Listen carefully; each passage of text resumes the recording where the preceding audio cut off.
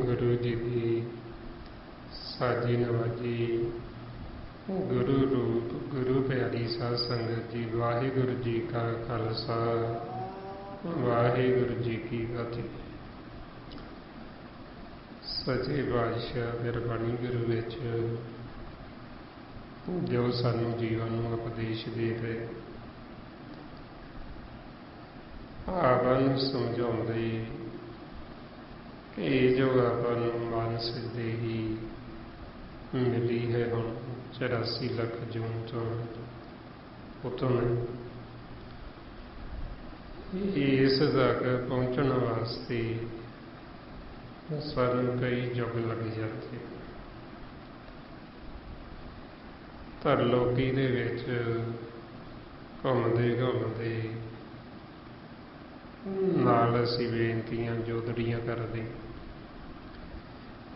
कि सानू किते मानस जामा मिल जे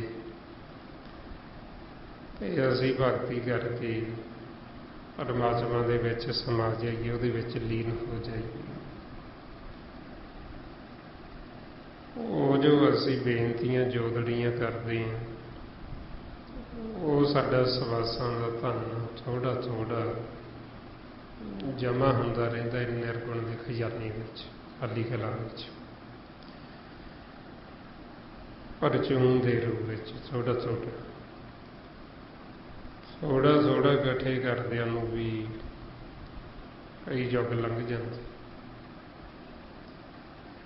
फिर सानू किते मालक दी साडे ते नज़र हुंदी, फिर वो सानू भी मानस जामा दिंदी। मारे फरमाउंदे पूरब जन्म परचून कमाई, हर हर हर नाम प्यारे। कि जो असी पूर्वले जन्मां विच थोड़ा थोड़ा परचून इकट्ठा कीता, उहदे बदले सोने सानू मानस जामा मिले। ते मारे कहंदे वो परचून इकट्ठा करते करते भी बड़ा लंबा समा कई युग लंघ जाते। ਇਸ ਲਈ ਫਰਮਾਉਂਦੇ ਫਿਰਤ ਫਿਰਤ ਬਹੁਤੇ ਜੁਗ ਹਾਰਿਓ ਮਾਨਸ ਦੇ ਲਈ। ਬਈ ਅਸੀਂ ਕਿੰਨੇ ਜੁਗ ਇਹ ਹੋਰਾਂ ਕਾਰਾਂ ਹੋਰਾਂ ਜੂਨਾਂ ਵਿੱਚ ਫਿਰਦੇ ਰਹੇ ਤੇ ਹੁਣ ਇਹ ਆਪਾਂ ਨੂੰ ਮਾਨਸ ਜਾਮਾ ਮਿਲ ਗਿਆ। ਹੁਣ ਆਪਾਂ ਜਦੋਂ ਪੁੱਛਦੇ ਗੁਰਬਾਣੀ ਗੁਰੂ ਪਾਸੋਂ ਬਈ ਇਹ ਸਾਨੂੰ ਮਾਨਸ ਜਾਮਾ ਕਾਹਦੇ ਲਈ ਮਿਲਿਆ, ਇਹਦਾ ਕੀ ਮਕਸਦ ਹੈ, ਕੀ ਕਾਰਨ ਹੈ ਇਸ ਦਾ, ਇਹ ਆਪਾਂ ਨੂੰ ਸਤਿਗੁਰੂ ਇਹਦਾ ਇੱਕੋ ਹੀ ਮਕਸਦ ਦੱਸਦੇ ਕਿ ਮਾਨਸ ਜਾਮੇ ਦਾ ਇੱਕੋ ਹੀ ਲਾਹਾ ਕਿ ਹੁਣ ਤੁਸੀਂ ਪਰਮਾਤਮਾ ਨਾਲ ਮਿਲਾਪ ਕਰ ਲਓ ਤੇ ਆਪਦੇ ਆਪੇ ਦੀ ਪਹਿਚਾਣ ਕਰ ਲਓ ਕਿ ਤੁਸੀਂ ਕੌਣ ਹੋ, ਕਿੱਥੋਂ ਆਏ ਹੋ ਤੇ ਤੁਹਾਡਾ ਅਸਲ ਸਰੂਪ ਕੀ ਹੈ। ਮਹਾਰਾਜ ਸਾਨੂੰ ਦੱਸਦੇ ਵੀ ਹੁਣ ਤੁਸੀਂ ਇੱਥੇ ਲਾਹਾ ਖੱਟਣ ਵਾਸਤੇ ਆਏ, ਪ੍ਰਾਣੀ ਤੂੰ ਆਇਆ ਲਾਹਾ ਲੈਣ, ਲੱਗਾ ਕਿ ਤੁਕੋ ਫਕੜੇ ਸਭ ਮੁੱਕਦੀ ਚੱਲੀ ਰਹਿ। ਸਾਡੀ ਜੋ ਰਹਿਣ ਜੀਵਨ ਦੀ ਰਾਤ, ਸਾਡੀ ਆਰਜ਼ੂ, ਸਾਡੀ ਉਮਰ ਬੀਤਦੀ ਜਾ ਰਹੀ, ਸਮਾਂ ਆਪਣਾ ਰੋਜ਼ ਦੀ ਰੋਜ਼ ਘਟਦਾ ਜਾ ਰਿਹਾ, ਦਿਨ ਐਰ ਘੜੀਆਂ ਸਮਾਂ ਨਿਕਲਦਾ ਜਾ ਰਿਹਾ ਤੇ ਸਵਾਸਾਂ ਦਾ ਜਿਹੜਾ ਧਨ ਹੈ ਗਿਣਤੀ ਦਾ, ਇਹਦੇ ਵਿੱਚ ਵਾਧਾ ਨਹੀਂ। ਅਸੀਂ ਰੋਜ਼ ਦੀ ਰੋਜ਼ ਖਰਚ ਕਰੀ ਜਾਂਦੇ ਹਾਂ ਤੇ ਉਹ ਘਟਦਾ ਜਾ ਰਿਹਾ ਤੇ ਵਧਣਾ ਤਾਂ ਹੈ ਨਹੀਂ ਉਹਦੇ ਵਿੱਚ। ਤੇ ਇੱਕ ਦਿਨ ਉਹ ਖਤਮ ਹੋ ਜਾਣਾ ਤੇ ਜਿਹੜਾ ਕਾਲ ਹੈ ਉਹ ਇਸ ਗੱਲ ਤੋਂ ਜਾਣੂ ਹੈ, ਉਹਨੂੰ ਪਤਾ ਹੈ। ਤੇ ਮਨ ਹੈ ਜਿਹੜਾ ਇਹ ਬੇਖਬਰ, ਮਨ ਨੂੰ ਨਹੀਂ ਪਤਾ ਵੀ ਮੇਰੇ ਕੋਲ ਕਿੰਨਾ ਕੁ ਸਮਾਂ ਬਾਕੀ ਹੈ। ਤੇ ਕਾਲ ਹੈ ਜਿਹੜਾ ਉਹ ਘੇਰਾਬੰਦੀ ਤੰਗ ਕੀਤੀ ਆਉਣੀ, ਉਹਨੂੰ ਪਤਾ ਵੀ ਇਹਦਾ ਸਮਾਂ ਖਤਮ ਹੋਣਾ ਤੇ ਉਹਨੇ ਉਹਦੇ ਮਨ ਨੂੰ ਝਪਟ ਮਾਰ ਲੈਣੀ, ਫੜ ਲੈਣਾ। ਹੁਣ ਆਪਾਂ ਨੂੰ ਸਤਿਗੁਰੂ ਕਹਿੰਦੇ ਕੋਈ ਐਸੀ ਵਿਧੀ, ਕੋਈ ਐਸਾ ਤਰੀਕਾ, ਕੋਈ ਐਸੀ ਜੁਗਤੀ ਅਪਣਾਓ, ਇਹ ਕਾਲ ਦੇ ਦਾਇਰੇ ਚੋਂ ਬਾਹਰ ਨਿਕਲ ਜਾਓ ਤੇ ਚੌਥੇ ਪਦ ਵਿੱਚ ਆ ਜਾਓ, ਜਿੱਥੇ ਕਾਲ ਦਾ ਅਸਰ ਨਹੀਂ ਹੁੰਦਾ। ਮਹਾਰਾਜ ਸਾਨੂੰ ਸਮਝਾਉਂਦੇ ਦਿਨ ਤੇ ਪਹਿਰ ਤੇ ਘੜੀਆਂ ਆਵ ਘਟੇ ਤਾਂ ਨਸ਼ੀਜੇ, ਕਾਲ ਹੇਰੀ ਫੇਰੇ ਬੰਧਕ ਜਿਉ ਕਹੋ ਕਬਨ ਵਿਦ ਕੀਚੇ। ਹੁਣ ਇਹ ਜਿਹੜਾ ਕਾਲ ਘੇਰਾਬੰਦੀ ਤੰਗ ਕੀਤੀ ਆ, ਇਹ ਆਪਾਂ ਨੂੰ ਕਹਿੰਦੇ ਵੀ ਸਮਾਂ ਖਤਮ ਹੋਣ ਤੋਂ ਪਹਿਲਾਂ ਪਹਿਲਾਂ ਇਹਦੇ ਦਾਇਰੇ ਚੋਂ ਬਾਹਰ ਨਿਕਲ ਜਾਓ। ਤੁਸੀਂ ਇਸ ਤੋਂ ਡਾਰੀ ਮਾਰੋ ਤੇ ਆਪਦੇ ਘਰ ਵਿੱਚ ਆ ਜਾਓ, ਚੌਥੇ ਪਦ ਵਿੱਚ ਆ ਜਾਓ। ਹੁਣ ਉੱਥੇ ਅਸੀਂ ਤਾਂਹੀਓ ਜਾ ਸਕਦੇ ਚੌਥੇ ਪਦ 'ਚ ਜੇ ਸਾਨੂੰ ਗਿਆਨ ਹੋਏਗਾ, ਜੇ ਸਾਨੂੰ ਸੋਝੀ ਹੋਏਗੀ, ਆਪਣਾ ਘਰ ਅਸੀਂ ਦੇਖਿਆ ਹੋਏਗਾ, ਫਿਰ ਹੀ ਅਸੀਂ ਉੱਥੇ ਜਾ ਸਕਦੇ।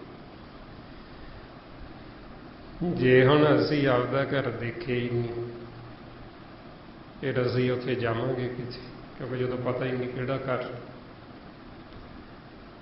ਸੋ ਇਸ ਵਾਸਤੇ ਫਿਰ ਆਪਾਂ ਇਹ ਸਮਾਂ ਖਤਮ ਹੋਣ ਤੋਂ ਪਹਿਲਾਂ ਪਹਿਲਾਂ ਆਪਣੇ ਘਰ ਦਾ ਭੇਤ ਲੈ ਕੇ ਉਹ ਘਰ ਦੇ ਵਿੱਚ ਵਾਸਾ ਕਰਨਾ ਹੁੰਦਾ, ਉੱਥੇ ਅਸੀਂ ਵਸਣਾ ਸ਼ੁਰੂ ਕਰਨਾ, ਤਾਂ ਕਿ ਜਦੋਂ ਸਾਡਾ ਸਮਾਂ ਖਤਮ ਹੋਵੇ ਅਸੀਂ ਸਿੱਧਾ ਹੀ ਇੱਥੋਂ ਆਪਦੇ ਘਰ ਚਲੇ ਜਾਈਏ। ਆਓ ਹੁਣ ਜੋ ਆਪਾਂ ਪਿਛਲੇ ਕੁਝ ਦਿਨਾਂ ਤੋਂ ਧੰਨ ਧੰਨ ਸ੍ਰੀ ਗੁਰੂ ਅਰਜਨ ਦੇਵ ਜੀ ਮਹਾਰਾਜ ਸੁਖਮਨੀ ਸਾਹਿਬ ਦੀ ਬਾਣੀ ਵਿੱਚ ਜੋ ਆਪਾਂ ਨੂੰ ਉਪਦੇਸ਼ ਦੇ ਰਹੇ, ਸਤਿਗੁਰਾਂ ਦੀ ਕਿਰਪਾ ਦੁਆਰਾ ਇਹ ਆਪਾਂ ਵਿਚਾਰ ਕਰਦੇ ਹਾਂ।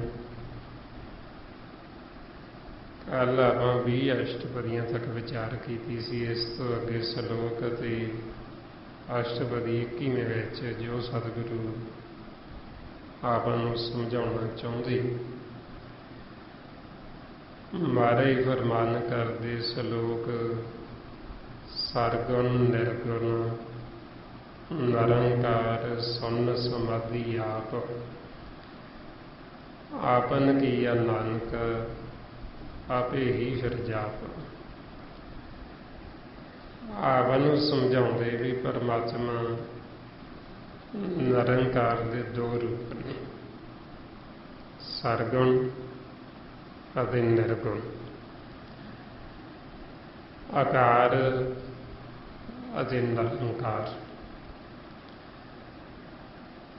ਹੁਣ ਮਹਾਰਾਜ ਸਾਨੂੰ ਕਹਿੰਦੇ ਵੀ ਮਾਲਕ ਨੇ ਆਪਣਾ ਸਰਗੁਣ ਰੂਪ ਪ੍ਰਗਟ ਕੀਤਾ ਇਹ ਨਿਰਗੁਣ ਦੇ ਵਿੱਚ।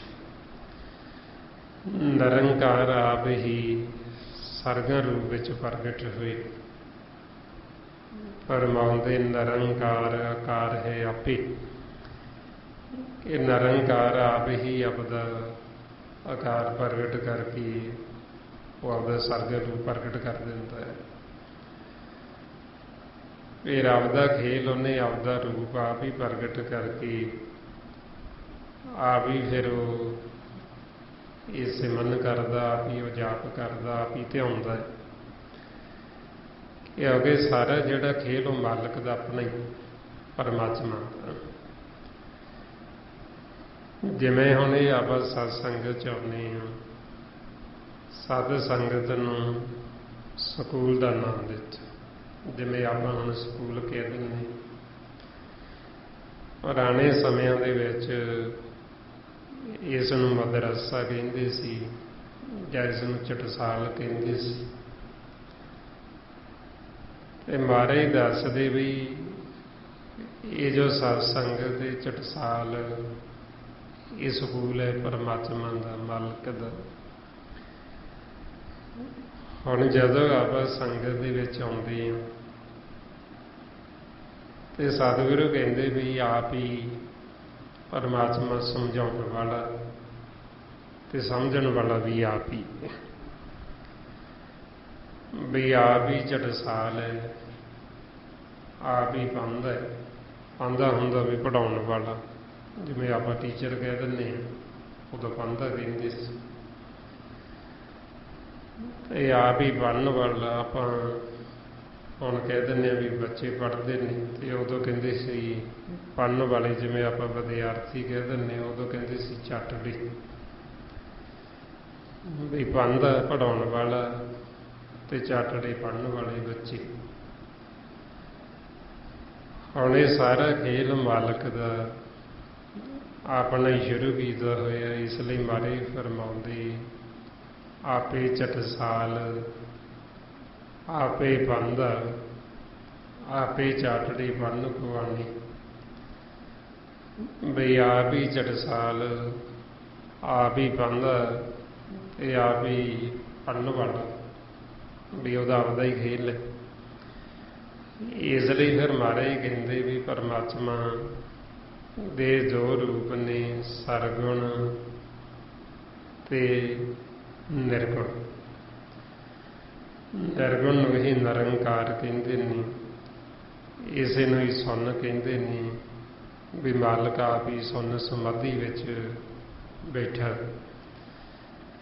ਸੋ ਫਿਰ ਮਹਾਰਾਜ ਦੱਸਦੇ ਵੀ ਇਹ ਜੋ ਪਰਮਾਤਮਾ ਨਿਰਗੁਣ, ਨਿਰੰਕਾਰ, ਸੁੰਨ, ਇਸ ਨੂੰ ਅਦ੍ਰਿਸ਼ਟ ਵੀ ਕਹਿੰਦੇ, ਇਸ ਨੂੰ ਸੂਖਮ ਵੀ ਕਹਿੰਦੇ।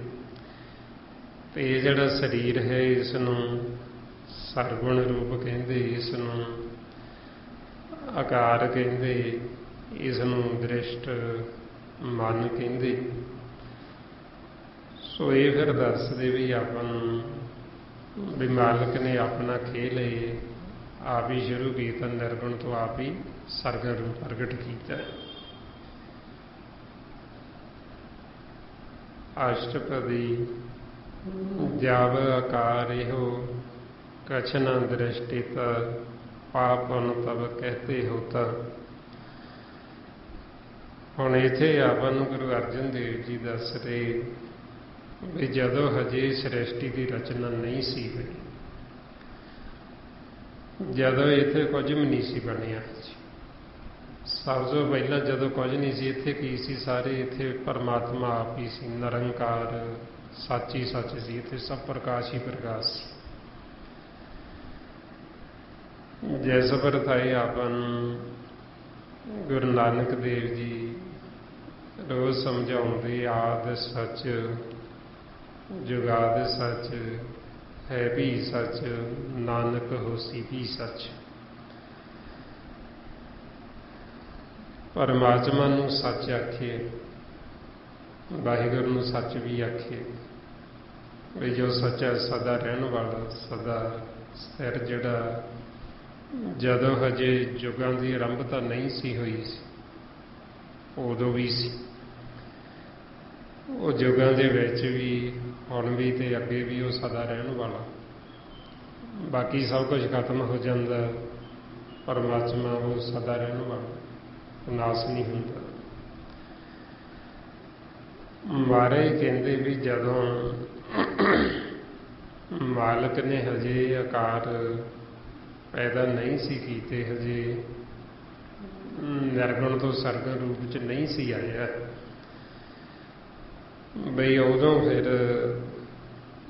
इसे कोई पाप पुण्य नहीं सी, क्योंकि जदों कोई होर है ही नहीं सी, मालक आप ही सी, तो उदों पाप पुण्य भी कौन करदा, क्योंकि दूजा कोई होर है ही नहीं सी। ना हजे माया प्रगट हुई, ना हजे कोई आकार प्रगट हुए, सिर मालक आप ही है, प्रकाश ही प्रकाश है। हुण मालक ने जदों ये खेल शुरू किया है, वाहिगुरू जी ने उन्हां दी विचार बने कि मैं खेल शुरू करना, एक तो अनेक रूप में प्रगट होना।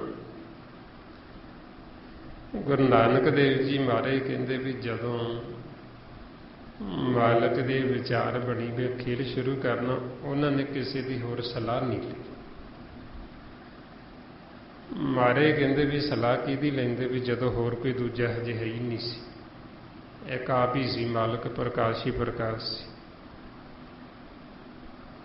पर माउंदे जदों आपे थाट की आवे करते, तद पुछ न सेवक बीया, तद क्या को लेवे क्या को देवे, जावर न दूजा कीया।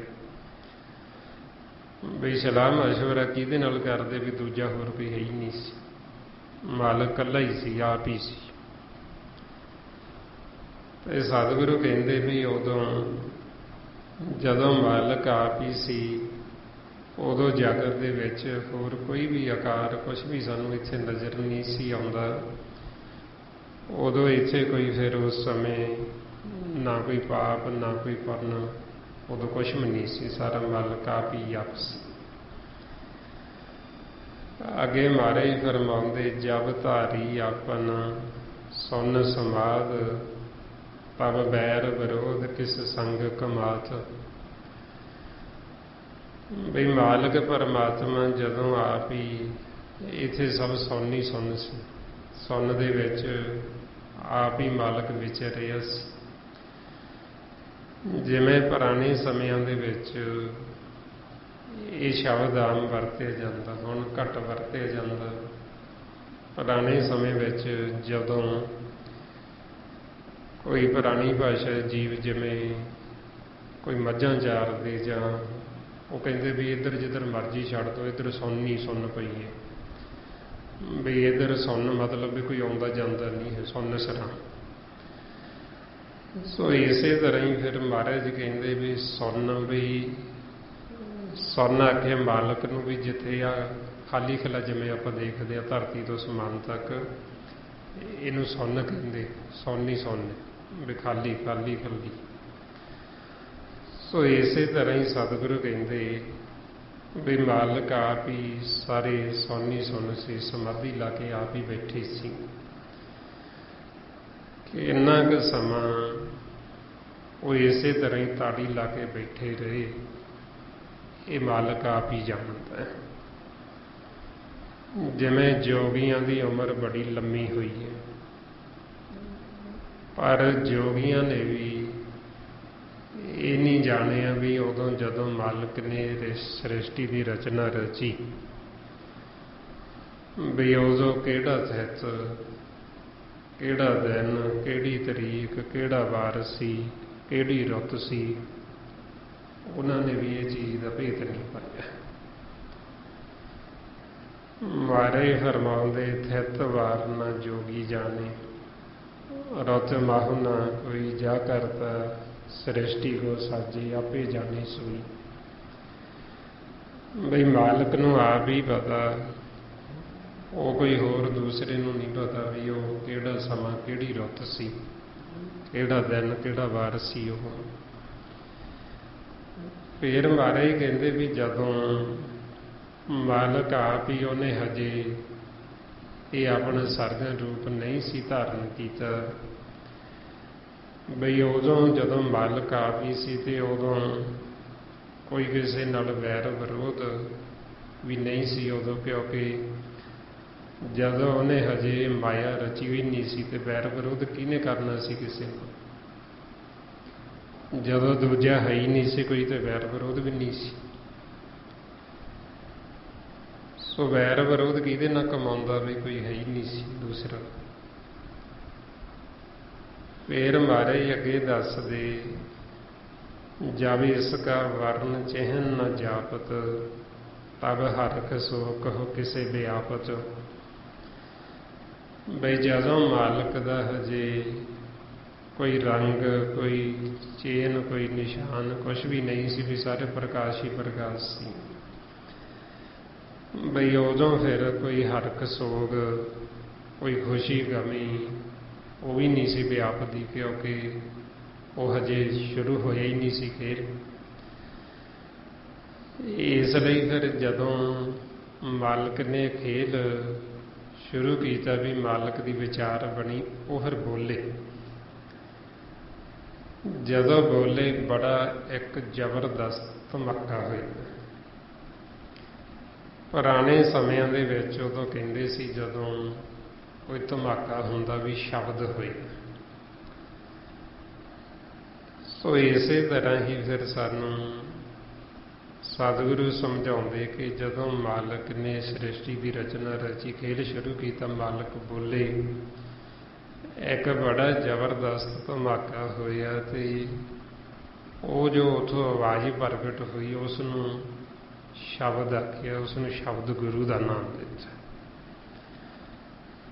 ਉਸ ਨੂੰ ਨਾਮ ਆਖੇ। ਉਸ ਦੀ ਮਹਿਮਾ, ਉਹਦੀ ਵਡਿਆਈ ਗੁਰਬਾਣੀ ਗੁਰੂ 'ਚ ਕੀਤੀ ਹੈ। ਉਹ ਸ਼ਬਦ ਦੀ, ਉਸ ਨਾਮ ਦੀ ਜੋ ਮਾਲਕ ਦੇ ਮੁਖ ਦੇ ਵਿੱਚੋਂ ਪ੍ਰਗਟ ਹੋਇਆ ਵੀ ਜਦੋਂ ਉਹ ਬੋਲੇ, ਉਹਨਾਂ ਨੇ ਖੇਲ ਸ਼ੁਰੂ ਕੀਤਾ ਤੇ ਉਸ ਸ਼ਬਦ ਤੋਂ ਹੀ ਫਿਰ ਸਾਰਾ ਅੱਗੇ ਪਸਾਰਾ ਹੋਇਆ ਨਾਮ 'ਚ।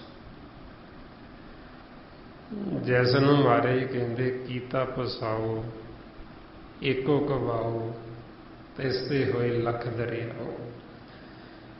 ਕਿ ਮਾਲਕ ਜਦੋਂ ਬੋਲੇ, ਉਹਨਾਂ ਦੇ ਮੁਖ ਦੇ ਵਿੱਚੋਂ ਜੋ ਸ਼ਬਦ ਪ੍ਰਗਟ ਹੋਇਆ ਨਾਮ, ਉਸ ਤੋਂ ਫਿਰ ਅੱਗੇ ਨਾਮ ਤੋਂ ਇਹ ਖੇਲ ਚੱਲਦਾ ਹੈ ਤੇ ਨਾਮ ਤੇ ਪਾਉਣ, ਨਾਮ ਦੁਆਰਾ ਸੁਖਮ ਖੇਲ ਚੱਲਦਾ, ਪਾਉਣ ਦੁਆਰਾ ਇਹ ਦ੍ਰਿਸ਼ਟ ਮਨ ਖੇਲ ਚੱਲਦਾ। ਦ੍ਰਿਸ਼ਟ ਮਨ ਕਹਿੰਦੇ ਜਿਹੜਾ ਸਰੀਰ, ਇਹ ਮਾਲਕ ਦੇ ਦੋਵੇਂ ਹੀ ਮੁਖ ਦੇ ਵਿੱਚੋਂ ਪ੍ਰਗਟ ਹੋ ਰਹੇ, ਨਾਮ ਵੀ ਤੇ ਪਾਉਣ ਵੀ। ਜਿਉਂ ਹੀ ਮਾਲਕ ਬੋਲੇ, ਆਵਾਜ਼ ਪ੍ਰਗਟ ਹੋਈ ਤੇ ਨਾਲ ਹੀ ਪਾਉਣ ਪ੍ਰਗਟ ਹੋ ਗਈ। ਜਿਵੇਂ ਹੁਣ ਆਪਾਂ ਬੋਲ ਰਹੇ ਹਾਂ, ਆਪਣੇ ਮੁਖ ਦੇ ਵਿੱਚੋਂ ਆਵਾਜ਼ ਆਉਂਦੀ ਤੇ ਨਾਲ ਪਾਉਣ ਵੀ ਆਉਂਦੀ ਜਾਂਦੀ ਆ।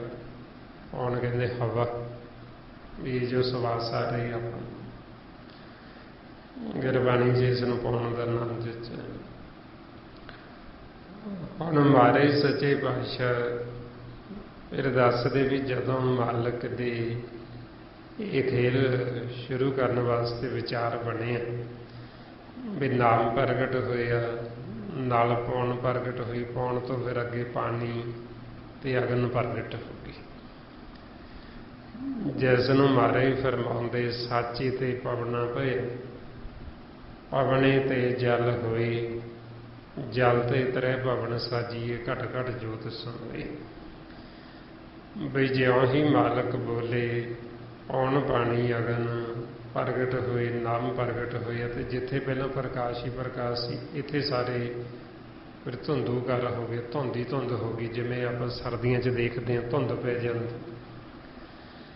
ਪਹਿਲਾਂ ਇੱਥੇ ਸਾਰੇ ਪ੍ਰਕਾਸ਼ ਹੀ ਪ੍ਰਕਾਸ਼ ਸੀ, ਫਿਰ ਜਦੋਂ ਮਾਲਕ ਬੋਲੇ ਉਹ ਤੇ ਪੌਣ ਪ੍ਰਗਟ ਹੋਈ ਤੇ ਇੱਥੇ ਸਾਰੇ ਹੀ ਧੁੰਦੂਕਾਰਾ ਹੋ ਗਿਆ। ਜਿਸ ਨੂੰ ਫਿਰ ਗੁਰੂ ਨਾਨਕ ਦੇਵ ਜੀ ਕਹਿੰਦੇ ਅਰਬਦ ਨਰਬਦ ਧੁੰਦੂਕਾਰਾ, ਭਰਨ ਨ ਗਗਨ ਹੁਕਮ ਬਾਰਾ, ਨਾ ਦਿਨ ਰੈਣ ਨ ਚੰਦ ਨ ਸੂਰਜ, ਸੁੰਨ ਸਮਾਧ ਲਗਾਈਂਦਾ। ਬਈ ਉਦੋਂ ਹਜੇ ਜਦੋਂ ਇਹ ਧੁੰਦੀ ਧੁੰਦ ਹੋ ਗਈ, ਹਜੇ ਖੇਲ ਸ਼ੁਰੂ ਨਹੀਂ ਹੋਇਆ, ਉਹਨੂੰ ਕਹਿੰਦੇ ਧੁੰਦੂਕਾਰਾ। ਹਜੇ ਨਾ ਉਦੋਂ ਚੰਦ ਬਣਿਆ, ਨਾ ਸੂਰਜ ਬਣਿਆ, ਨਾ ਹਜੇ ਧਰਤੀ ਬਣੀ ਹੈ, ਨਾ ਹਜੇ ਕੋਈ ਆਕਾਰ ਬਣੇ ਹੈ। ਉਸ ਨੂੰ ਕਹਿੰਦੇ ਅਰਬਦ ਨਰਬਦ ਧੁੰਦੂਕਾਰਾ। ਹੁਣ ਇਹ ਕਿੰਨੇ ਕੁ ਸਮਾਂ ਧੁੰਦੂਕਾਰਾ ਹੀ ਹੋਇਆ ਰਿਹਾ। ਮਹਾਰਾਜ ਦੱਸਦੇ ਵੀ 36 ਯੁੱਗ ਕੀ ਯੁੱਗ ਵਾਰਾ, ਵੀ 36 ਯੁੱਗ ਧੁੰਦੂਕਾਰਾ ਇੱਦਾਂ ਹੀ ਹੋਇਆ ਰਿਹਾ, ਹਜੇ ਖੇਲ ਸ਼ੁਰੂ ਨਹੀਂ ਹੋਇਆ। ਬਈ ਹਜੇ ਪੌਣ ਇਹ ਨਾਮ ਪ੍ਰਗਟ ਹੋਏ ਤੇ ਧੁੰਦੂਕਾਰਾ ਹੋ ਗਿਆ ਤੇ ਉਹ ਉਸੇ ਤਰ੍ਹਾਂ ਹੀ ਸੁੰਨ ਵਿੱਚ ਸਮਾਧੀ ਲਾ ਕੇ ਬੈਠੇ ਰਹੇ। ਸੋ ਉਸ ਸਮੇਂ ਦੀ ਫਿਰ ਮਹਾਰਾਜ ਇੱਥੇ ਦੱਸਦੇ ਜਬ ਧਾਰੀ ਆਪਨ ਸੁੰਨ ਸਮਾਧ, ਤਬ ਵੈਰ ਵਿਰੋਧ ਕੇ ਸੰਕ ਮਾਤ। ਵੀ ਹਜੇ ਸਿਰਫ ਉਹ ਸੁੰਨ 'ਚ ਸਮਾਧੀ ਲਾ ਕੇ ਬੈਠੇ, ਹਜੇ ਖੇਲ ਸ਼ੁਰੂ ਨਹੀਂ ਹੋਇਆ, ਇਸ ਕਰਕੇ ਹਜੇ ਕੋਈ ਵੀ ਵੈਰ ਵਿਰੋਧ ਜਾਂ ਹਜੇ ਮਾਇਆ ਪ੍ਰਗਟ ਨਹੀਂ ਹੋਈ। ਫਿਰ ਅੱਗੇ ਮਹਾਰਾਜ ਸੱਚੇ ਪਾਤਸ਼ਾਹ ਆਪਾਂ ਨੂੰ ਦੱਸਦੇ ਵੀ ਜਦੋਂ ਹਜੇ ਸ੍ਰਿਸ਼ਟੀ ਦੀ ਰਚਨਾ ਨਹੀਂ ਹੋਈ, ਬਈ ਉਦੋਂ ਹਜੇ ਉਹਦਾ ਕੋਈ ਚੇਨ ਜਾਂ ਚੱਕਰ, ਹਜੇ ਕੋਈ ਵਰਨ ਉਸ ਦਾ ਮਾਲਕ ਦਾ ਹਜੇ ਦਿਖਾਈ ਨਹੀਂ ਦਿੰਦਾ, ਕਿਉਂਕਿ ਹਜੇ ਉਹ ਨਿਰਗੁਣ ਰੂਪ ਵਿੱਚ ਹੀ ਨੇ, ਹਜੇ ਸਰਗੁਣ ਰੂਪ 'ਚ ਪ੍ਰਗਟ ਨਹੀਂ ਹੋਏ। ਇਸ ਲਈ ਫਿਰ ਹਜੇ ਕੋਈ ਖੁਸ਼ੀ ਗਮੀ ਵੀ ਨਹੀਂ ਹੈ, ਬਈ ਹਜੇ ਕਿਸੇ ਨੂੰ ਇਹ ਸੁੱਖ ਜਾਂ ਦੁੱਖ ਵੀ ਨਹੀਂ ਵਿਆਪਦਾ, ਕਿਉਂਕਿ ਹਜੇ ਉਹ ਖੇਲ ਜਿਹੜਾ ਉਹ ਸ਼ੁਰੂ ਹੋਇਆ ਨਹੀਂ। ਹਜੇ ਮਾਲਕ ਆਪਣੇ ਆਪ ਤੋਂ ਹੀ ਹਜੇ ਉਹ ਪ੍ਰਗਟ ਹੋ ਰਹੇ ਨੇ। ਇਸ ਲਈ ਕਹਿੰਦੇ ਜਬ ਇਸਕਾ ਵਰਨ ਚਿਹਨ ਨ ਜਾਪਤ, ਤਬ ਹਰਖ ਸੋਕ ਹੋ ਕਿਸੇ ਵਿਆਪਤ। ਵੀ ਹਜੇ ਉਹ ਹਰਖ ਸੋਕ ਖੁਸ਼ੀ ਗਮੀ ਕਿਸੇ ਨੂੰ ਵਿਆਪਦਾ ਨਹੀਂ, ਕਿਉਂਕਿ ਹਜੇ ਖੇਲ ਸ਼ੁਰੂ ਨਹੀਂ ਹੋਇਆ। ਫਿਰ ਅੱਗੇ ਮਹਾਰਾਜ ਕਹਿੰਦੇ ਜਬ ਆਪਨ ਆਪ ਆਪ ਪਰ ਬ੍ਰਹਮ, ਤਬ ਮੋਹ ਕਹਾਂ ਕਿਸ ਹੋਵਤ ਭਰਮ।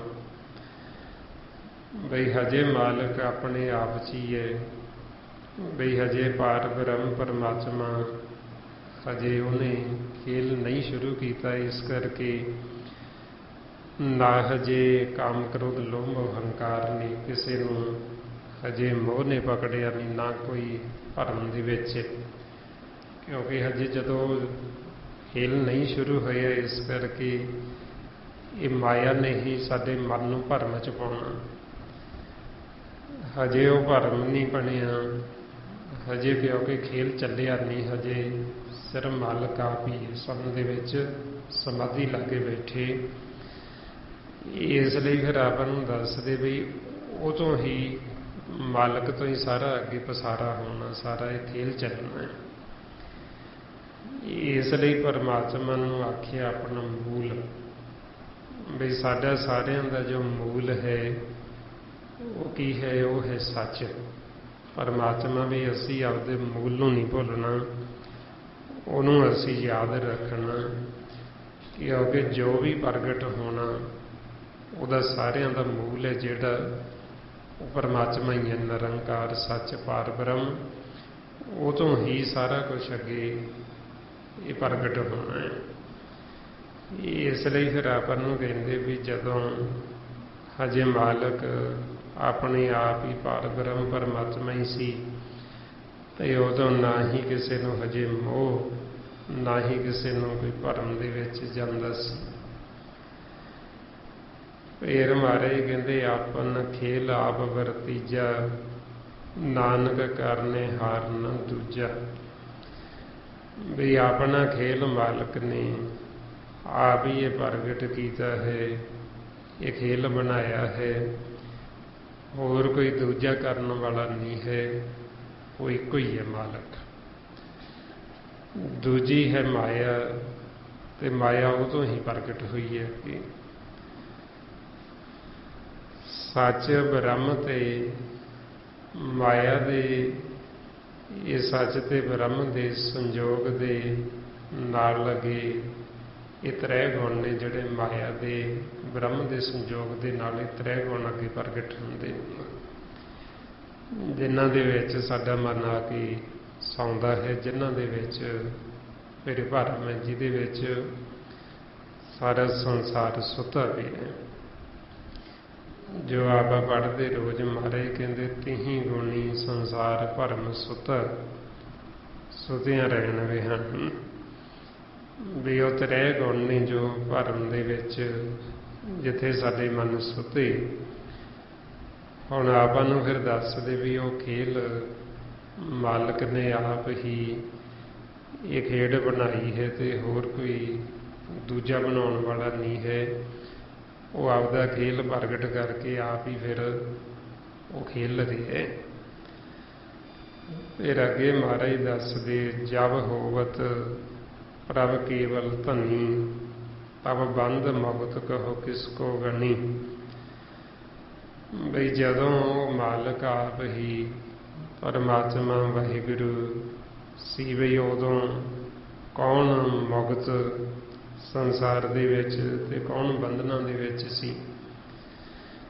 ਕਿਉਂਕਿ ਜਦੋਂ ਹਜੇ ਖੇਲ ਨਹੀਂ ਸੀ ਸ਼ੁਰੂ ਹੋਇਆ, ਮਾਇਆ ਨਹੀਂ ਪ੍ਰਗਟ ਹੋਈ, ਨਾ ਤਾਂ ਉਦੋਂ ਆਪਾਂ ਇਹ ਕਹਿ ਸਕਦੇ ਸੀ ਵੀ ਕਿਸੇ ਨੂੰ ਵੀ ਉਹ ਮੁਕਤ ਹੋ ਗਿਆ, ਨਾ ਇਹ ਕਹਿ ਸਕਦੇ ਸੀ ਵੀ ਇਹ ਬੰਧਨਾਂ ਦੇ ਵਿੱਚ ਬੱਝਾ ਹੋਇਆ, ਭਰਮ ਦੇ ਵਿੱਚ ਬੱਝਾ ਹੋਇਆ। ਸੋ ਇਸ ਲਈ ਫਿਰ ਮਹਾਰਾਜ ਕਹਿੰਦੇ ਵੀ ਜਦੋਂ ਅਜੇ ਨਹੀਂ ਖੇਲ ਸ਼ੁਰੂ ਹੋਇਆ, ਵੀ ਉਸ ਸਮੇਂ ਨਾ ਤਾਂ ਕੋਈ ਬੰਧਨਾਂ ਦੇ ਵਿੱਚ ਮਾਇਆ ਦੇ ਵਿੱਚ ਬੱਝਾ ਸੀ, ਤੇ ਨਾ ਹੀ ਕਿਸੇ ਨੂੰ ਇਹ ਕਿਹਾ ਜਾ ਸਕਦਾ ਸੀ ਵੀ ਇਹ ਬੰਧਨਾਂ ਤੋਂ ਆਜ਼ਾਦ ਹੋ ਗਿਆ, ਮੁਕਤ ਹੋ ਗਿਆ। ਫਿਰ ਮਹਾਰਾਜ ਦੱਸਦੇ, ਜਬ ਏਕੈ ਹਰ ਅਗਮ ਅਪਾਰ, ਤਬ ਨਰਕ ਸੁਰਗ ਹੋ ਕੌਣ ਅਵਤਾਰ। ਮਹਾਰਾਜ ਦੱਸਦੇ ਵੀ ਜਦੋਂ ਇੱਕ ਪਰਮਾਤਮਾ ਅਗੰਮ, ਉਹ ਅਪਾਰ ਬੇਅੰਤ, ਉਹ ਆਪ ਹੀ ਸੀ ਮਾਲਕ, ਤੇ ਉਸ ਸਮੇਂ ਫਿਰ ਨਾ ਕੋਈ ਕਿਸੇ ਨੂੰ ਆਪਾਂ ਕਹਿ ਸਕਦੇ ਸੀ ਵੀ ਇਹ ਸਵਰਗਾਂ ਦੇ ਵਿੱਚ ਚਲਾ ਗਿਆ ਜਾਂ ਇਹ ਨਰਕਾਂ ਦੇ ਵਿੱਚ ਚਲਾ ਗਿਆ, ਕਿਉਂਕਿ ਹਜੇ ਉਹ ਨਰਕ ਤੇ ਸਵਰਗ ਬਣੇ ਹੀ ਨਹੀਂ ਸੀ। ਹਜੇ ਮਾਲਕ ਆਪ ਹੀ ਸੀ, ਤੇ ਉਦੋਂ ਬਾਅਦ ਚੋਂ ਹੀ ਇਹ ਫਿਰ ਨਰਕ, ਫਿਰ ਇਹ ਸਵਰਗ ਫਿਰ ਹੀ ਬਣੇ ਨੇ। ਜਦੋਂ ਇਹ ਖੇਲ ਸ਼ੁਰੂ ਹੋਇਆ ਤੇ ਜਿੱਥੇ ਸਾਰਾ ਕੁਝ ਬਣੇ, ਚਾਹੇ ਨਰਕ ਨੇ ਚਾਹੇ ਉਹ ਸਵਰਗ ਨੇ, ਸਾਰਾ ਕੁਝ ਪਰਮਾਤਮਾ ਦੇ ਵਿੱਚ ਹੀ ਬਣਿਆ ਹੋਇਆ। ਜਿਸੇ ਪਰਮਾਤਮਾ ਵਾਹਿਗੁਰੂ ਨੇ ਖੇਲ ਚਲਾਇਆ, ਉਹ ਖੇਲ ਉਹਨਾਂ ਨੇ ਆਪਦੇ ਵਿੱਚ ਹੀ ਚਲਾਇਆ ਹੋਇਆ, ਉਹਨਾਂ ਤੋਂ ਬਾਹਰ ਨਹੀਂ ਚੱਲ ਰਿਹਾ। ਜਿਸੇ ਪਰਮਾਤਮਾ ਵਾਹਿਗੁਰੂ ਆਪ ਵਸਦੇ, ਉਸ ਸਥਾਨ ਨੂੰ ਗੁਰੂ ਨਾਨਕ ਦੇ ਘਰ ਨੇ ਸੱਚਖੰਡ ਦਾ ਨਾਮ ਦਿੱਤਾ। ਸੱਚ ਕਹਿੰਦੇ ਪਰਮਾਤਮਾ ਨੂੰ, ਵੀ ਜਿਸੇ ਪਰਮਾਤਮਾ ਵਸਦਾ ਉਹਨੂੰ ਸੱਚਖੰਡ ਕਹਿ ਦਿੱਤਾ। ਸੱਚਖੰਡ ਦੇ ਵਿੱਚ ਕਿਹਦਾ ਵਾਸਾ? ਮਹਾਰਾਜ ਕਹਿੰਦੇ ਨਿਰੰਕਾਰ ਦਾ, ਵਾਹਿਗੁਰੂ ਦਾ, ਪਰਮਾਤਮਾ ਦਾ। ਤੇ ਜਿੱਥੇ ਹੁਣ ਸਾਡਾ ਪਿਤਾ ਰਹਿੰਦਾ ਹੈ ਤੇ ਅਸੀਂ ਉਹਦੇ ਬੱਚੇ ਹਾਂ, ਅਸੀਂ ਵੀ ਉੱਥੇ ਹੀ ਰਵਾਂਗੇ। ਆਪਾਂ ਉਹਦੇ ਬਾਹਰ ਨਹੀਂ ਹੈ, ਉਹਦੇ ਵਿੱਚ ਹੀ ਚੱਲਦੇ ਫਿਰਦੇ ਹਾਂ। ਸਾਰੀ ਸ੍ਰਿਸ਼ਟੀ ਉਹਦੇ ਵਿੱਚ ਹੀ ਚੱਲ ਰਹੀ ਹੈ, ਸਾਰਾ ਕੁਝ ਉਹਦੇ ਵਿੱਚ ਹੀ ਬਣਿਆ ਹੋਇਆ ਹੈ। ਇਸ ਲਈ ਆਪਾਂ ਨੂੰ ਗੁਰੂ ਨਾਨਕ ਦੇਵ ਜੀ ਰੋਜ਼ ਸਮਝਾਉਂਦੇ, ਸੱਚਖੰਡ ਵਸੇ ਨਿਰੰਕਾਰ, ਘਰ ਘਰ ਵੇਖੇ ਨਦਰ ਨਿਹਾਲ। ਕਿ ਸੱਚਖੰਡ 'ਚ ਨਿਰੰਕਾਰ ਵਸਦਾ, ਤੇ ਅਸੀਂ ਉਹਦੇ ਬੱਚੇ ਹਾਂ, ਤੇ ਉਹ ਸਾਨੂੰ ਸਾਰਿਆਂ ਨੂੰ ਪਾਲਣਾ ਪੋਸਣਾ ਸਾਡੀ ਕਰਦਾ, ਸਾਨੂੰ ਸਵਾਸ ਦੇ ਕੇ ਜਿਉਂਦਾ ਰੱਖਦਾ ਤੇ ਸਾਨੂੰ ਸਾਹਮਣੇ ਦੇਖ ਰਹੇ ਹੈ। ਅਸੀਂ ਉਹਦੀ ਨਜ਼ਰ ਤੋਂ ਬਾਹਰ ਨਹੀਂ ਹੈ, ਸਭ ਨੂੰ ਆਪਦੀ ਨਜ਼ਰ ਹੇਠ ਰੱਖਦਾ, ਸਭ ਨਜ਼ਰੀ ਅੰਦਰ ਰੱਖਦਾ। ਜੇਤੀ ਸ੍ਰਿਸ਼ਟ ਸਭ ਕੀਤੀ, ਕਿ ਜਿੰਨੀ ਵੀ ਮਾਲਕ ਨੇ ਸ੍ਰਿਸ਼ਟੀ ਪੈਦਾ ਕੀਤੀ ਸਾਰੀ ਉਹਦੀ ਨਜ਼ਰ ਹੇਠ ਹੈ, ਕੋਈ ਉਹਦੀ ਨਜ਼ਰ ਤੋਂ ਬਾਹਰ ਨਹੀਂ ਹੈ। ਇਸ ਵਾਸਤੇ ਫਿਰ ਜਿੱਥੇ ਮਾਲਕ ਵਸਦੇ ਉਹਨੂੰ ਸੱਚਖੰਡ ਕਹਿੰਦੇ, ਤੇ ਸੱਚਖੰਡ ਦੇ ਵਿੱਚ ਹੀ ਆਪਾਂ ਚੱਲਦੇ। ਸੱਚਖੰਡ ਕੀ ਹੈ? ਜੋ ਆਪਾਂ ਖਾਲੀ ਖਲਾ ਦੇਖਦੇ ਧਰਤੀ ਤੋਂ ਆਕਾਸ਼ ਤੱਕ, ਇਸ ਨੂੰ ਸੱਚਖੰਡ ਦਾ ਨਾਮ ਦਿੱਤਾ। ਇਹਦੇ ਵਿੱਚ ਮਾਲਕ ਦਾ ਵਾਸਾ। ਇਸੋ ਖਾਲੀ ਖਲਾ ਦੇ ਵਿੱਚੋਂ ਆਪਾਂ ਨੂੰ ਸਵਾਸ ਦੇ ਕੇ ਜਿਉਂਦਾ ਰੱਖਦੇ, ਆਪਣੀ ਪਾਲਣਾ ਪੋਸਣਾ ਕਰਦੇ। ਇਸ ਵਾਸਤੇ ਆਪਾਂ ਹੁਣ ਵੀ ਸੱਚਖੰਡ ਦੇ ਵਿੱਚ ਹੀ ਬੈਠੇ, ਤੇ ਜਦੋਂ ਚੱਲਦੇ ਫਿਰਦੇ ਹਾਂ ਸੱਚਖੰਡ ਦੇ ਵਿੱਚ ਹੀ ਚੱਲਦੇ। ਇਹ ਜੋ ਧਰਤੀ ਹੈ, ਧਰਤੀ ਵੀ ਸੱਚਖੰਡ ਦੇ ਵਿੱਚ ਹੀ ਬਣੀ। ਜਿੰਨੇ ਅਖੰਡ ਬ੍ਰਹਿਮੰਡ, ਚੰਦ, ਸੂਰਜ, ਇਹ ਤਾਰੇ, ਇਹ ਸਭ ਸੱਚਖੰਡ ਦੇ ਵਿੱਚ ਹੀ ਟਿਕੇ ਹੋਏ ਨੇ, ਵਿੱਚ ਹੀ ਬਣੇ ਹੋਏ। ਇਸ ਲਈ ਫਿਰ ਮਾਲਕ ਨੂੰ ਅਗੰਮ ਵੀ ਜੋ ਸਾਡੀ ਪਹੁੰਚ ਤੋਂ ਪਰੇ ਤੇ ਅਪਾਰ ਬੇਅੰਤ, ਵੀ ਜਿਹਦਾ ਅੰਤ ਨਹੀਂ ਪਾਇਆ ਜਾ ਸਕਦਾ। ਇਹ ਜੋ ਖਾਲੀ ਖਲਾ ਹੈ, ਇਸ ਨੂੰ ਅਕਾਲ ਪੁਰਖ ਦੀ ਦੇਹ ਆਖੀ।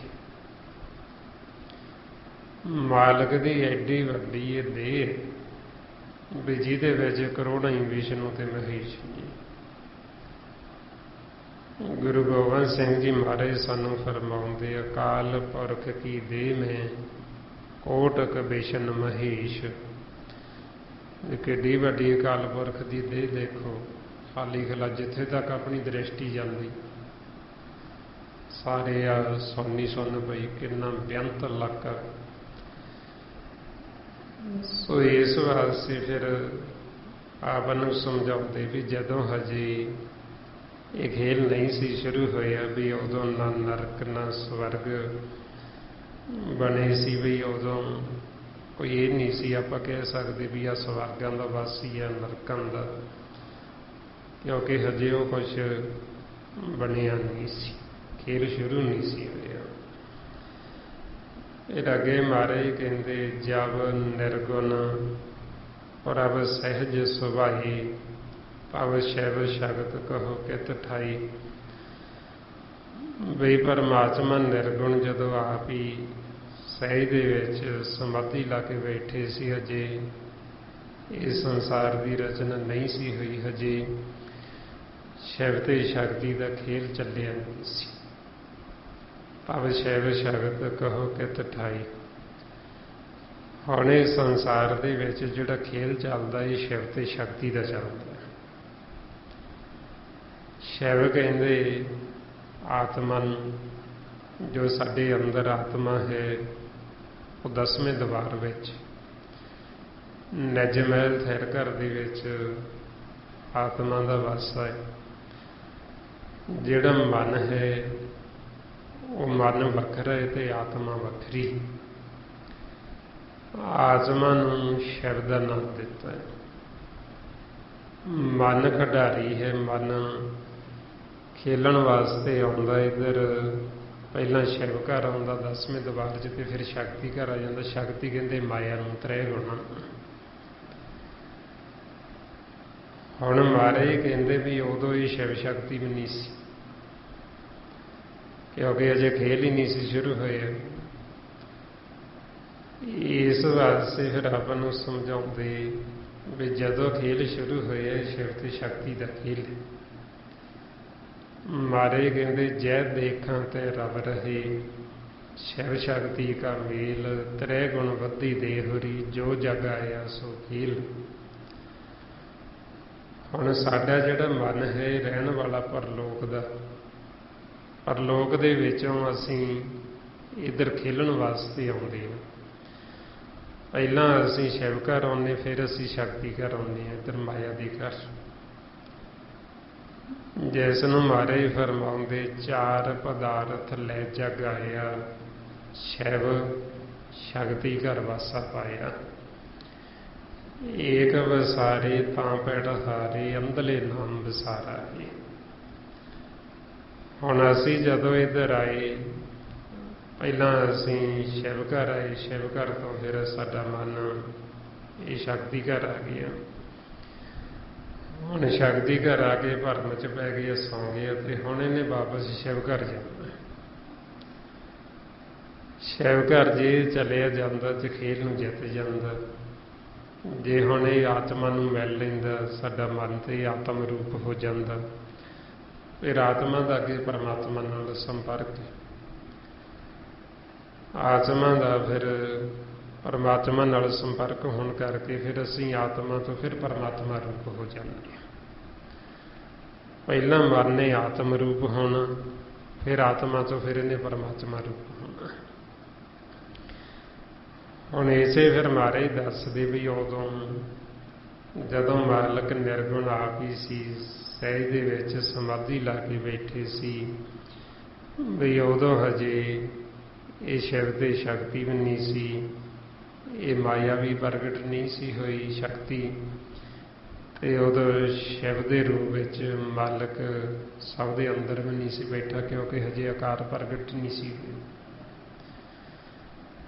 परमात्मा जो वाहिगुरु वो निरंकार, वो आप आकार दे विच नहीं हुंदा,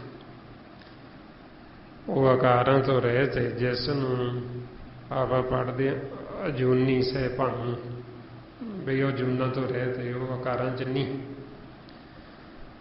हुण एक पासे तो महाराज कहंदे भी वो आकार च नहीं आउंदा, ते एक पासे कहंदे भी सब दे अंदर है, सब घट मेरे हो सबना अंदर।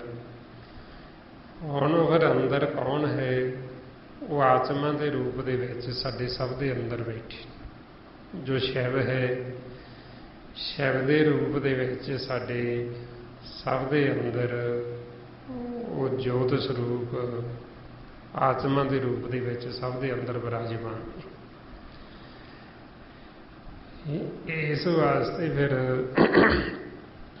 गुरमुखां नूं मालक जदों ये खेल समझाउंदे, उन्होंने महल दे विच बुला लेंदे, बुला के फिर उन्होंने ये सारा खेल समझाउंदे शिव की शक्ति बई ये किवें मैं खेल सारा शुरू किया, किवें शिव ते किवें ये शक्ति पैदा हुई, ते किवें खेल चल रहा। फिर वो सारा कुछ गुरमुखां नूं समझा के भेज दे के फिर उन्हों की ड्यूटी लाउंदे भी हुण तुसीं ये अगे दसो, तो मैं देखांगा कि किन्ने क जीव तुहाडी ये विचार नूं सुणदे, सुन के किन्ने क मनदे, ते किन्ने क घर शिव घर वापस आउंदे, किन्ने क आत्मा दे नाल मिलाप करदे।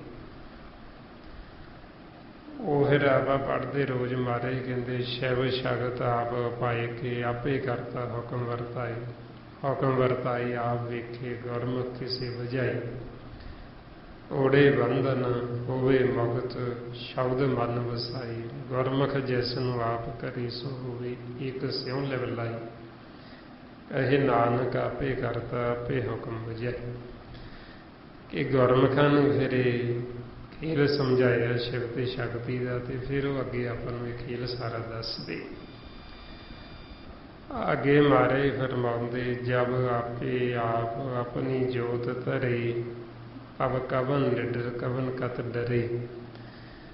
भी जदों हजे मालक आप जोत स्वरूप आप ही इत्थे प्रकाश ही प्रकाश सी हजे, भी उदों इत्थे आपां ये नहीं कह सकते भी आ जीव भी ये निरभौ है जां डरदा है, भी आ निडर है डर रहा है, क्योंकि उदों हजे कुछ प्रगट होया ही नहीं सी। ना तो उदों डर सी, ना ही भय सी, ते ना ही कोई उदों ये डर तो रहत सी, क्योंकि उदों हजे ये माया नहीं सी प्रगट हुई। इस करके ये कुछ उदों हजे ਇੱਥੇ ਹੈ ਨਹੀਂ ਸੀ, ਅਜੇ ਮਾਲਕ ਆਪ ਹੀ ਸੀ। ਆਪ ਹੀ ਉਹ ਸੁੰਨ ਦੇ ਵਿੱਚ ਜੋਤ ਸਰੂਪ ਪ੍ਰਕਾਸ਼ ਹੀ ਪ੍ਰਕਾਸ਼ ਸੀ। ਜਿਵੇਂ ਆਪਾਂ ਨੂੰ ਸਮਝਾਉਂਦੇ ਵੀ ਜੋ ਆਪਣਾ ਮਾਤਾ ਪਿਤਾ ਉਹ ਜੋਤ ਸਰੂਪ ਹੈ, ਪ੍ਰਕਾਸ਼ ਸਰੂਪ ਹੈ, ਤੇ ਆਪਾਂ ਉਹਦੇ ਬੱਚੇ, ਆਪਾਂ ਵੀ ਜੋਤ ਸਰੂਪ, ਆਪਾਂ ਵੀ ਪ੍ਰਕਾਸ਼ ਸਰੂਪ। ਜੋ ਆਪਾਂ ਨੂੰ ਕਹਿੰਦੇ ਨਾ ਵੀ ਤੁਸੀਂ ਆਪਣੇ ਆਪੇ ਦੀ ਪਹਿਚਾਣ ਕਰੋ। ਪਹਿਚਾਣ ਕਰਨ ਦਾ ਭਾਵ ਹੁੰਦਾ ਵੀ ਅਸੀਂ ਆਪਦੇ ਆਪ ਦੀ ਪਹਿਚਾਣ ਕਰੀਏ ਵੀ ਅਸੀਂ ਹੈ ਕੌਣ। ਵੀ ਆਪਾਂ ਹੁਣ ਕਹਿੰਦੇ ਅਸੀਂ ਇਹ ਸਰੀਰ, ਆਪਾਂ ਕਹਿੰਦੇ ਹਾਂ ਵੀ ਇਹ ਸਰੀਰ ਨਹੀਂ ਹੈ। ਆਪਾਂ ਉਹ ਹਾਂ ਜਿਹੜਾ ਇਹ ਸਰੀਰ ਨੂੰ ਚਲਾ ਰਿਹਾ ਹੈ, ਜਿਹੜਾ ਸਵੇਰੇ ਆਉਂਦਾ ਇਹ ਸਰੀਰ ਦੇ ਵਿੱਚ, ਇਹਨੂੰ ਲੈ ਕੇ ਚੱਲਦਾ, ਕੰਮ ਕਾਰ ਕਰਦੇ ਹਾਂ। ਜਦੋਂ ਹੁਣ ਰਾਤ ਨੂੰ ਸੌਂ ਜਾਵਾਂਗੇ, ਇਹ ਸਰੀਰ ਨੂੰ ਛੱਡ ਦਾਂਗੇ ਤੇ ਫਿਰ ਇਹ ਸਰੀਰ ਚੱਲਦਾ ਨਹੀਂ। ਇਹ ਕੋਈ ਕੰਮ ਕਾਰ ਨਹੀਂ ਕਰੇਗਾ, ਇਹ ਬੋਲੇਗਾ ਨਹੀਂ, ਕਿਉਂਕਿ ਇਹਦੇ ਵਿੱਚ ਬੋਲਣ ਵਾਲਾ, ਇਹਦੇ ਵਿੱਚ ਦੇਖਣ ਵਾਲਾ, ਇਹਦੇ ਵਿੱਚ ਸੁਣਨ ਵਾਲਾ ਉਹ ਕੋਈ ਹੋਰ ਹੈ,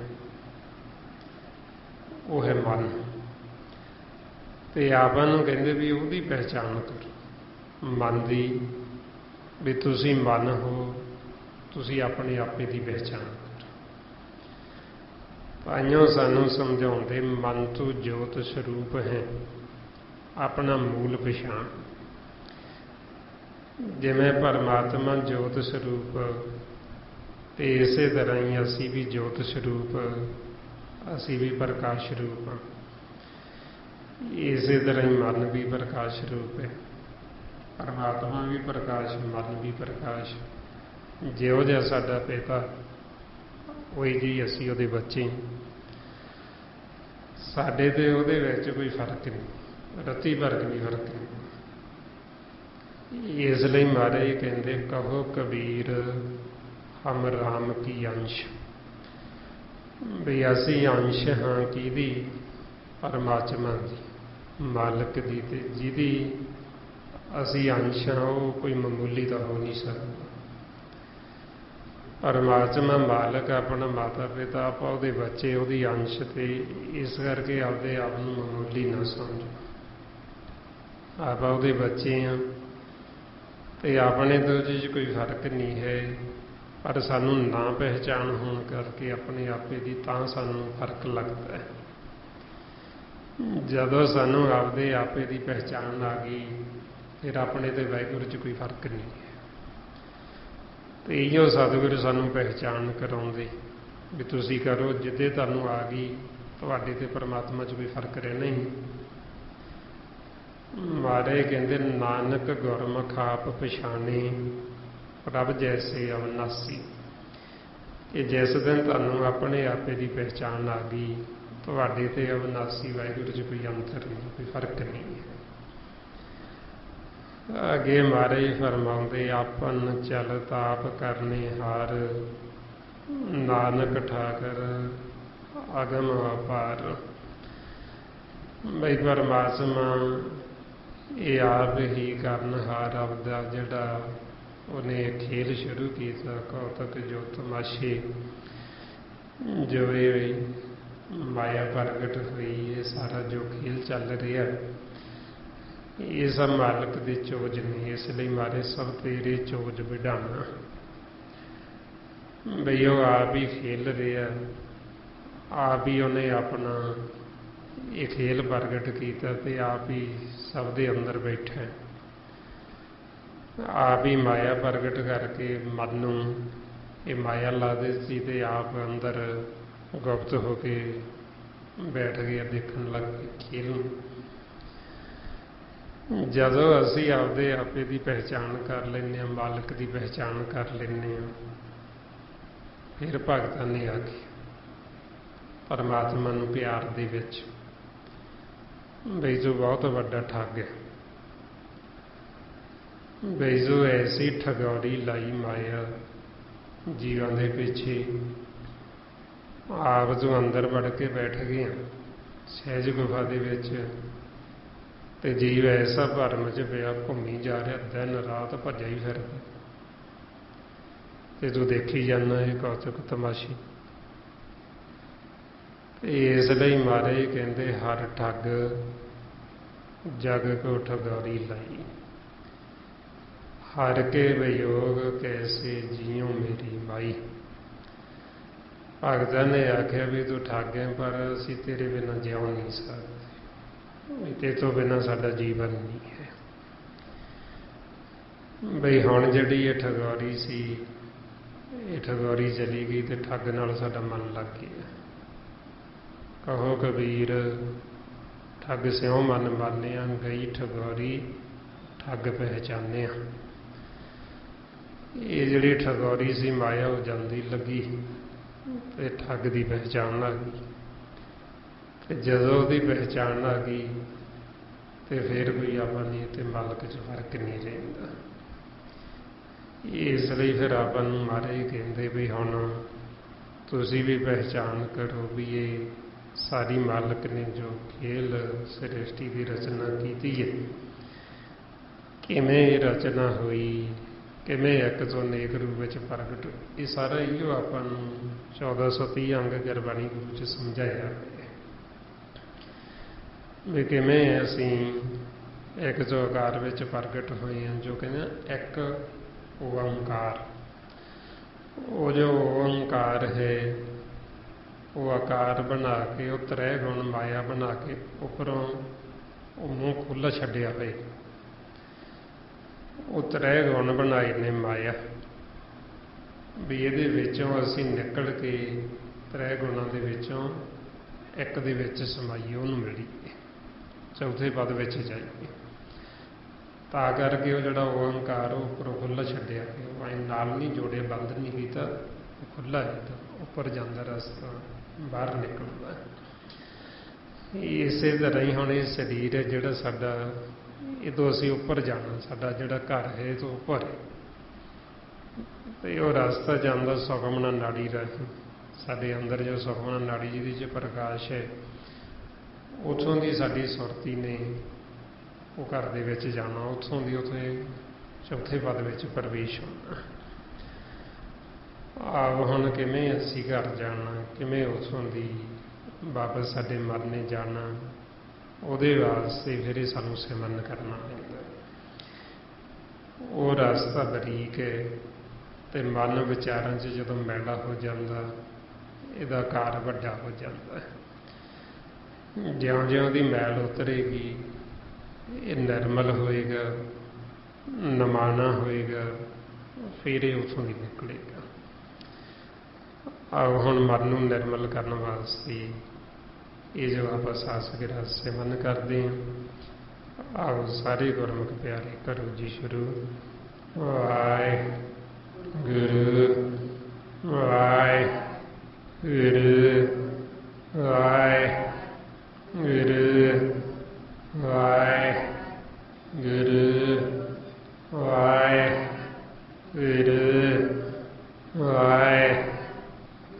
ਵਾਹਿਗੁਰੂ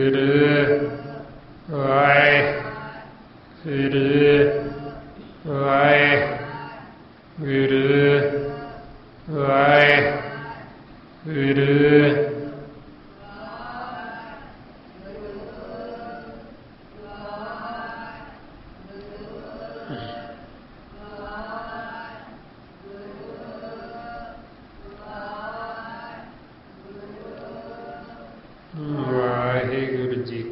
खालसा वाहिगुरु जी की फतेह। इस तरीके नाल गुरमुखो जदों आपां ये अभ्यास करते हैं, यह है मन नूं धोण दा तरीका, मन नूं निर्मल करन दी जुगती। ये हुण आपां वध तों वध अभ्यास करना है। ते जदों आपां ये संगत करते हैं, सिमरन करते हैं, ये नाल साडा मन धोता जांदा, मन दा इशनान हुंदा। ते साडा मन मैला कदों हुंदा? जदों असीं किसी की निंदिया करते, किसी नाल असीं वैर विरोध करते हैं, किसी दे असीं औगण देख के वो औगण फरोलते हैं, वो औगणों की साडे मन ते मैल चढ़ती। इसलिए आपां हुण किसी दे औगण नहीं देखणे, किसी दे औगण नहीं फरोलने, क्योंकि जे किसी कुछ गुण ने वो भी मालक ने दिते, जे औगण ने वो भी उन्हीं दिते हुए ने। ते गुणा ते औगणों का फैसला करने वाला वो मालक परमात्मा है। आपां नूं ये अख्तियार नहीं भी असीं किसी दे औगण देखीए। जे देखना है तो गुण देख लो, जे किसी च कोई गुण चंगा लगता वो गुण नूं धारण कर लो। औगण ने जिहड़े औगणों नूं छड्ड देना, औगण नहीं बनना। इसलिए महाराज कहते सांझ कीजे गुणा केरी छोड़ औगण चलिए, कि सांझ गुणों की पाउणी, गुण धारण करनी, औगण नहीं धारण करनी, औगणों नूं छड्डना। ते जदों असीं ये फिर नाल परहेज रखांगे ते फिर असीं अपने आपे की पहचान करांगे, फिर असीं आपदे घर जावांगे। जे असीं औगण ही देखते रहे, वैर विरोध च ही रहे, निंदिया चुगली करते रहे, फिर सानूं आपदे आपे की पहचान नहीं होगी, फिर असीं भरम च रहांगे। इस वास्ते हुण ये आपां वध तों वध सिमरन करना, गुरबाणी गुरु नूं पढ़ के विचारना, खोजना, ताकि साडा मन पासे ना जाए, सानूं ये सारी समझ आ जाए कि किवें इस सृष्टि की रचना हुई, असीं किवें पैदा होए हां ते किवें हुण असीं मालक दे विच वापस फिर समाउणा। अते वध तों वध आपां सत्संगत करनी, जिन्नी आपां संगत करांगे उन्ना ही आपां नूं लाह अपना सवासां का धन जमा होएगा, उन्ना ही ते उन्ना ही जिन्ना असीं धन जमा करावांगे उन्ना ही असीं धनाट हो जावांगे, असीं धनवंत हो जावांगे। सो बाकी ये सारा भेद गुरबाणी गुरु द्वारा आपां नूं दिता गुरमुख जनां ने। भाई साहब भाई सेवा सिंह जी धर्माला, कि जो अपने जीवन का मनोरथ है परमात्मा नूं मिलना, जिहदे वास्ते सानूं ये मानस देही मिली, हुण ये कारज भुलना नहीं, इहनूं चेते रखना। बार बार असीं मन नूं चेते कराउंदे रहना भी तूं परमात्मा नूं मिलण वास्ते आए हैं ते उहनूं मिल। ते जदों ये असीं वार वार चेते करांगे ते फिर असीं मिलण वास्ते उपराला करांगे मालक नूं। ते जदों मिलण वास्ते उपराला करांगे फिर असीं उन्हां तों पुछांगे जिहड़े मिले ने भी तुसीं किवें मिले, सानूं दसो, असीं भी मिलना। ते जद तक असीं मिलना चाहुंदे नहीं उन्ना समां असीं पुछदे नहीं। पुछांगे असीं फेर ही जदों साडे अंदर इच्छा होएगी उहनूं मिलण दी, फिर ही असीं उहदे बारे पुछांगे। सो इस वास्ते फिर ये आपां चेते रखना भी असीं परमात्मा नूं मिलण वास्ते आए हां ते समां साडा घट रिहा रोज़ दी रोज़, ते समां खत्म होण तो पहिलां पहिलां आपां उहदे नाल मिलाप कर लईए। सो इन्नियां बेनतियां, इन्ने विचार करदे होए जे कोई ऐसा शब्द बोलिया गया होवे संगत अते सतगुरु बख्शण जोग ने बख्श लेना जी। वाहिगुरु जी का खालसा वाहिगुरु जी की फतेह। वाहिगुरु वाहिगुरु।